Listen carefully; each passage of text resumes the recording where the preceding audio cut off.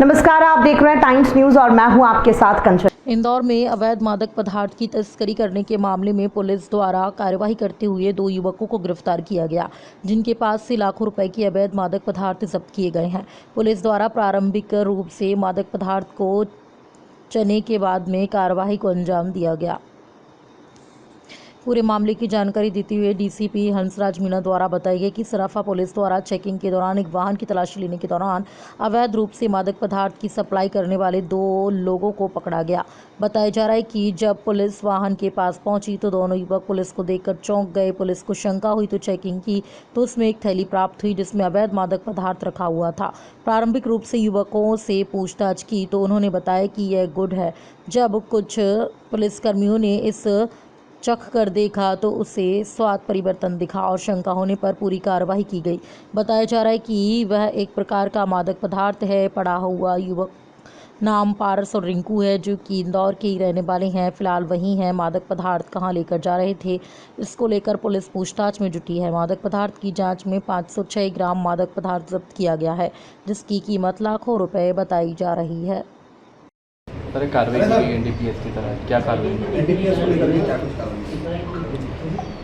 NDPS को लेके और इसके दुष्प्रभावों को लेके लगातार एमपी पुलिस, लगातार इंदौर कमिश्नरेट पुलिस की तरफ से अभियान चला के कार्रवाई की जा रही है। उसमें ना केवल हमारा सीजर जो एनडीपीएस का सब्सटेंस है उसको पकड़ने की कार्रवाई की जा रही है, बल्कि गली मोहल्लों, कॉलेज, हॉस्टल्स में जाके हम एक जागरूकता अभियान भी लगातार चलाते आ रहे हैं।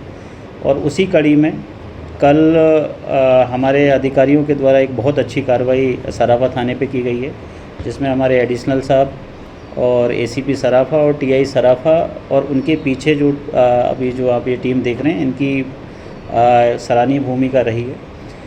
इसमें 2 लोगों को हमने कल एमडी ड्रग के साथ लगभग 500 ग्राम एमडी ड्रग के साथ में गिरफ्तार किया है।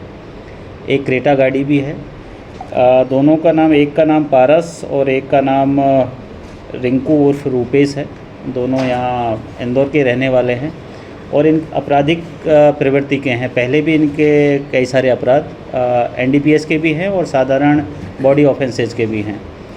दोनों को जब देर रात कार्रवाई के बाद उनसे प्रारंभिक पूछताछ में ये निकल के आया है कि पहले भी इस तरीके की एनडीपीएस के सब्सटेंस में इन्वॉल्व रहे हैं। आज माननीय न्यायालय के सामने इनको पेश करके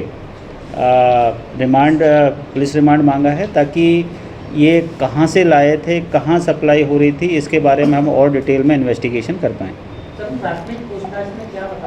अभी प्रारंभिक पूछताछ में ये निकल के आया है और कुछ हमने जो अभी तक के हमारे जो इन्वेस्टिगेशन है, जो टेक्निकल साक्ष्य हमने जुटाए हैं, उसमें ये राजस्थान बॉर्डर से तक इनका मूवमेंट कल की डेट में हमें मिला है।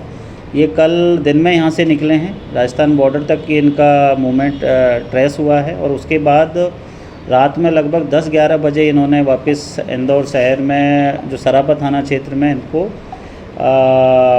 जहाँ से इनको पकड़ा गया वहाँ ये पहुँचे हैं। एक्चुअली हम इनके जो आपराधिक रिकॉर्ड है, इनकी आपराधिक गतिविधियों को लेके हम लगातार इन पर नज़र रखे हुए थे और हमें टिप ऑफ मिला था कुछ दिन पहले कि ये कभी भी इस तरीके के एनडीपीएस सब्सटेंस की मतलब सप्लाई कर सकते हैं। तो निगरानी में हमारे थे, टिप ऑफ के आधार पर लगातार टीम इनके पीछे थी, लेकिन चूँकि अपने मोबाइल को कभी स्विच ऑन कभी स्विच ऑफ कर रहे थे, तो टीम के हाथ से कई बार मतलब हमारे जो टीम है उससे दाएं बाएं भी हुए। लेकिन जब ये सराफे में चौपाटी के आसपास पहुँचे हैं, तब जाके हमारी टीम ने इनको वहाँ मैं जो एनडीपीएस का सब्सटेंस है जो संभवतः एमडीएमए है, उसके साथ इसको पकड़ में आया है। रिसेंटली कहाँ पकड़ा है? ये एक्चुअली जैसे ही वहाँ से निकले राजस्थान बॉर्डर की तरफ से, तो इनको जो प्रारंभिक पूछताछ में इनने खुलासा किया है कि राजस्थान मतलब ये वापस यूपी की तरफ जाने का इनका था, आगरा की साइड में, आगरा और दिल्ली का इनका ट्रैवलिंग का था। लेकिन चूँकि लगभग 11 साढ़े 11 बजे इनको बज गए थे, तो चौपाटी पे ये कुछ खाने, जो अपनी सराफा चौपाटी है, वहाँ कुछ खाने पीने के लिए एक ब्रेक के लिए रुके थे। फिर इनको रात भर ट्रैवल करना था और उसी दौरान ये दबिश में जो हमारे थाना प्रभारी अपनी टीम के साथ जो नॉर्मली हमारा रूटीन रहता है, जो सराफा चौपाटी पे भ्रमण रहता है उसमें जब इनको पकड़ा तो इनकी हरकतें संदिग्ध लगी। इन्होंने एक जो रुपेश है उसको बता रहे हैं कि जब पूछताछ में पसीने आने लगे, थोड़ा घबराहट हुई, तो फिर इनकी पूरी गाड़ी की चेकिंग की गई तो उस गाड़ी में फिर हमको ये ड्रग मिली है। सर सप्लाई इधर से कहीं से लेके आए थे, सर कुछ कनेक्शन सामने आया है? नहीं, इसमें झालावाड़ साइड की जो बॉर्डर टच होती है वहाँ तक इनका मूवमेंट हमें अभी मतलब प्राथमिक तौर पे समझ में आ रहा है, क्योंकि इनका जो ट्रैक नहीं, अभी ये हमारा एक अभी एक्चुअली पूछताछ का विषय है कि एग्जैक्ट किस जगह से ये लेके आ रहे हैं, क्योंकि आपराधिक प्रवृत्ति के लोग हैं, तो इसीलिए हमने इनका पीआर लिया है कि हमें जो मेन सप्लायर है ये किस गांव से, किस देहात से, किस तहसील से या किस डिस्ट्रिक्ट से इन्होंने ये ड्रग ली है, तो उस पर हमारी इन्वेस्टिगेशन बाकी है और लगातार पूछताछ भी करेंगे। अभी हमने टीम भी गठित कर दी है जो स्पेशली पूरी जो चैन है उसको हम खंगाल सकें। पहले भी कभी नहीं, इसमें 2 से ज़्यादा लोग शामिल हैं जो इनसे प्रारंभिक पूछताछ में आया, और इसीलिए हमने एक स्पेशल टीम गठित करी है ताकि इन दोनों को ट्रैक करके, इनकी गाड़ी के मूवमेंट को ट्रैक करके और कुछ हम टेक्निकल एविडेंस को एनालिसिस करके हम इनकी पूरी चेन को खंगाल सके कि कौन मेन सप्लायर है, बीच में कौन था और ये आगे किसको देने वाले थे। इसकी अनुमानित कीमत क्या बता रहे हैं? इसकी ये लगभग 506 ग्राम एमडी है और इसकी अगर मार्केट वैल्यू देखी जाए तो लगभग 50-60 लाख के आसपास इसकी मार्केट वैल्यू है। और जो क्रेटा गाड़ी हमने इसमें जिसमें दोनों आरोपी थे उसकी लगभग 12-13 लाख की कीमत उसकी है, उसको भी हमने इसमें अपराध में जब्त किया है। किसी नाम नहीं, इनने अपने किसी दोस्त के नाम पे है, उसके बारे में भी हमारी इन्वेस्टिगेशन जारी है। उनका कहना है कि हमने दोस्त से बर्थडे पे जाने के नाम पे गाड़ी को लिया था, और जैसा कि इनका मॉडस ऑपरेंडी रहता है, जनरली ये किसी अपने व्हीकल को यूज़ नहीं लेते हैं, इस तरीके के जो सप्लायर्स होते हैं। तो यहाँ पे भी किसी तीसरे आदमी की गाड़ी इन्होंने यूज़ ली है, लेकिन उसका इनसे क्या कनेक्शन है, ड्रग सप्लाई में उनकी गाड़ी का कितना मूवमेंट इस तरीके के राजस्थान बॉर्डर की तरफ हुआ है, इन सारे बिंदुओं को अभी हम इन्वेस्टिगेशन का विषय खंगाल रहे हैं। अगर जिसकी गाड़ी है, अगर उसका कुछ एक्टिव रोल अगर इसमें होगा तो डेफिनेटली उनके खिलाफ भी वैधानिक कार्रवाई की जाएगी। सप्लाई ड्रग शहर में होने वाली थी या उत्तर प्रदेश? नहीं, अपने अभी प्रारंभिक पूछताछ में इन्होंने इंदौर का मना किया है। इनको यूपी की तरफ जाना था और आगरा सिटी का नाम ये ले रहे हैं। मेट्रोपॉलिटन जो बड़ी सिटी है आगरा, दिल्ली, उनका इन्होंने प्रारंभिक पूछताछ में बताया कि इनका मूवमेंट उधर रहता है और वो वहीं पे सप्लाई करते हैं।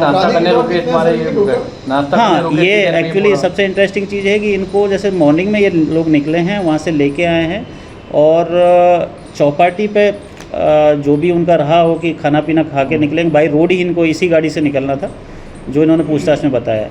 तो चौपाटी पे खाना खाने जब ये रुके हैं, कुछ नाश्ता पानी करने रुके, और टीम चूँकि लगातार थी और संदिग्धों की चेकिंग हम लोग सराफा चौपाटी पे करवाते हैं, और उसी दौरान ये संदिग्ध अवस्था में मिले, चेकिंग हुई तो ये सब्सटेंस मिला। यहाँ पर ये पुड़िया बना के बेचते हैं या बीच? नहीं, यहाँ की सप्लाई का अभी तक सिटी में हमारे यहाँ पे सप्लाई का कोई भी अभी तक तथ्य इस तरीके की बात इनसे प्रारंभिक पूछताछ में बिल्कुल सामने नहीं आई है। कहाँ देने वाले थे सर? इंदौर के रहने वाले? ये मैं बताया आपको कि ये मेट्रोपॉलिटन, ये आगरा और दिल्ली के इन्होंने प्रारंभिक पूछताछ में बताया कि इनको रात में आगरा टच करना था।